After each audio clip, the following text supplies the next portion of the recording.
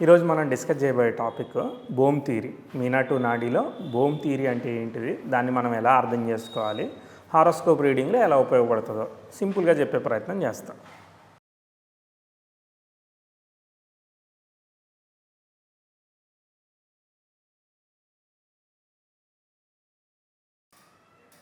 బోమ్ థియరీలో బోమ్ అంటే ఏంటిదో మీనింగ్ చూద్దాం.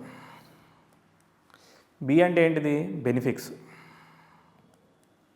ఓ అంటే ఆడ్ సైన్ అన్నమాట. ఎం అంటే ఏంటిదనంటే మెలఫిక్స్.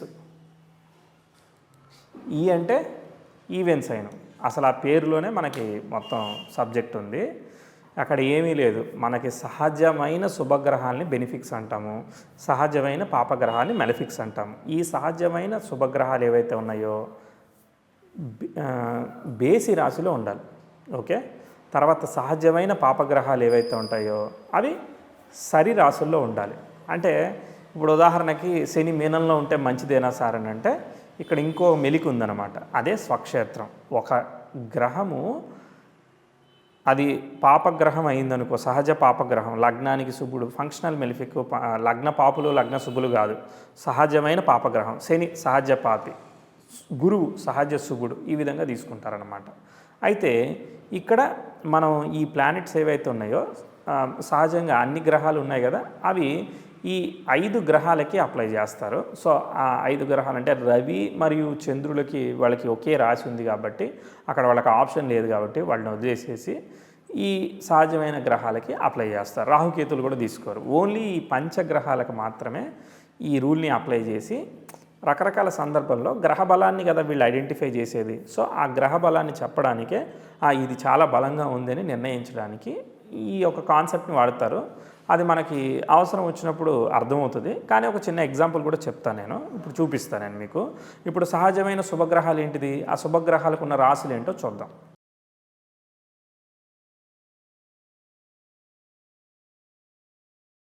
ఈ రాసులను ఎలా లెక్క పెట్టాలి అంటే సహజంగా మేషం నుంచి 1వ రాశి, 2వది వృషభ రాశి, ఇలానే లెక్క పెట్టాలి. లగ్నంతో లెక్క పెట్టేది ఏమి ఉండదు అనమాట ఇక్కడ.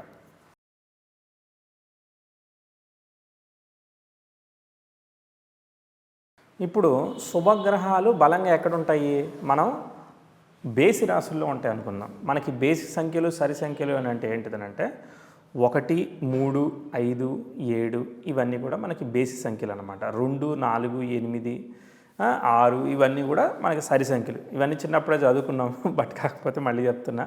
సో ఇప్పుడు శుక్రుడు బేసి రాశిలో ఉండాలి. బేసి రాశి ఎక్కడిది, మనకి తుల బేసి రాశి అవుతుంది. ఏదైనా ఒక జాతక చక్రం వచ్చింది, మకర లగ్నమే వచ్చింది అనుకుందాం. మకర లగ్నానికి ఒక ఆయనకి పంచమంలో శుక్రుడు స్వక్షేత్రగతుడు అయ్యాడు, ఇంకో ఆయనకి దశమంలో శుక్రుడు స్వక్షేత్రగతుడు అయ్యాడు. ఎవరి శుక్రుడు బలవంతుడు అయ్యా అంటే తులలో ఉన్న శుక్రుడే బలవంతుడు. సో ఆయనకి అది మూల త్రికోణ రాశిని కాదు, ఇక్కడ సరి బేసి మాత్రమే తీసుకుంటారు. ఇక్కడ మూల త్రికోణాలు అవన్నీ తీసుకోరన్నమాట ఈ కాన్సెప్ట్లో. సో ఈ కాన్సెప్ట్ని నిర్ణయించేటప్పుడు బేసి రాశిలో ఉన్నాడు, శుక్రుడు స్వక్షేత్రగతుడు అయ్యాడు, పవర్ఫుల్, అంతే.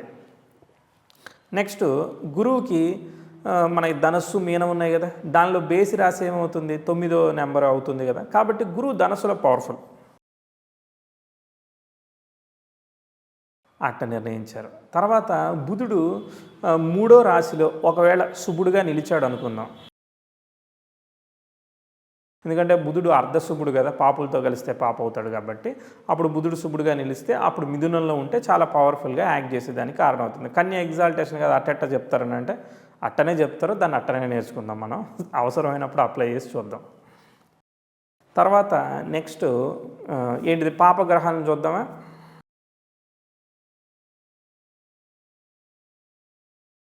మళ్ళీ ఏం కావాలి, మనకి సరి సంఖ్య కావాలి, అంటే 2, 4 అవి కావాలి కదా. సో శని కుజులకి సరి సంఖ్యలు ఏంటిది, 8 సరి సంఖ్య. కుజుడికి వృచ్చికం బలవంతం అవుతుంది.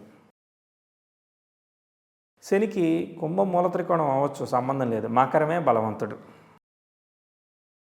మకరంలో ఉన్న శని బలవంతుడు అవుతాడు, ఇట్ట నిర్ణయిస్తారు. సో ఇక్కడ ఇప్పుడు మకర లగ్నమే అయ్యింది అనుకుందాం. మకర లగ్నానికి లగ్నంలో శని ఉంటే బలవంతుడా, కుంభంలో శని ఉంటే బలవంతుడా.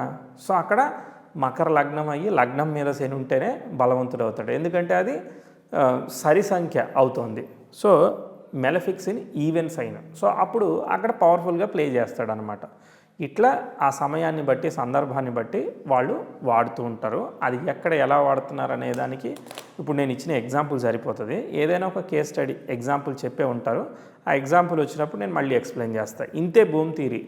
సో ఇక్కడ ఓన్ సైన్ని కన్సిడర్ చేయాలి, స్వక్షేత్రాన్ని కన్సిడర్ చేయాలి, ఈ ఈవెన్ ఆడ్ కాన్సెప్ట్ని కన్సిడర్ చేయాలి. అంటే రెండు కండిషన్స్ని కన్సిడర్ చేయాలి. అంతేగాని నేను శనిని తీసుకెళ్ళి మీనంలో పెడతాను బలవంతుడు అవుతాడు, గురువుని తీసుకెళ్ళి సింహంలో పెడతాను అది ఏంటిది బేసి రాసి అవుతుంది సో బలవంతుడు అవుతాడు అని చెప్పి క్యాలిక్యులేట్ చేయకూడదు, అట్లా మిస్టేక్ చేయకూడదు అనమాట. సో మనం కేవలం అవి స్వక్షేత్రాలు మరియు సరి మరి బేసి శుభగ్రహాలు అయితేనేమో బేసి రాశులు, పాపగ్రహాలు అయితేనేమో సరి రాశుల్లో రెండు కండిషన్స్ని కంపల్సరీ అప్లై చేయాలి. రెండు కండిషన్స్ని అప్లై చేసి గ్రహ బలాన్ని డిసైడ్ చేయాలి.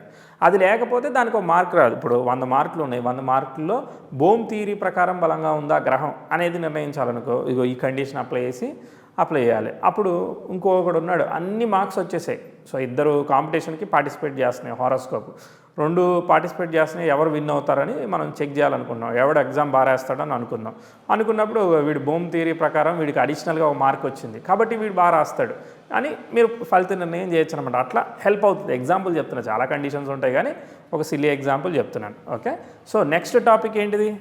భూమి థియరీ అయిపోయింది కదా. భూమి థియరీ అయిపోయిన తర్వాత మనము ఏం చెప్దామో చెప్తా. భూమి థియరీ అయిపోయింది కాబట్టి సీక్వెన్స్ ఆఫ్ ది ప్లానెట్ అంటే అసలు గ్రహాలకు ఉన్న వరుస క్రమం ఏంటిది. ఇప్పుడు అవుటర్ ప్లానెట్స్, ఇన్నర్ ప్లానెట్స్ అని అక్కడ మనం నేర్చుకున్నాం కేపీలో. అలానే ఇక్కడ కూడా ఒక వరుస క్రమం ఉంది. సో ఆ వరుస క్రమం ఏ గ్రహం బాగా సీక్వెన్స్ ఎలా ఉంటుంది, ఈ సీక్వెన్స్ని ఎలా నిర్ణయిస్తారో మనం నెక్స్ట్ వీడియోలో మాట్లాడదాం.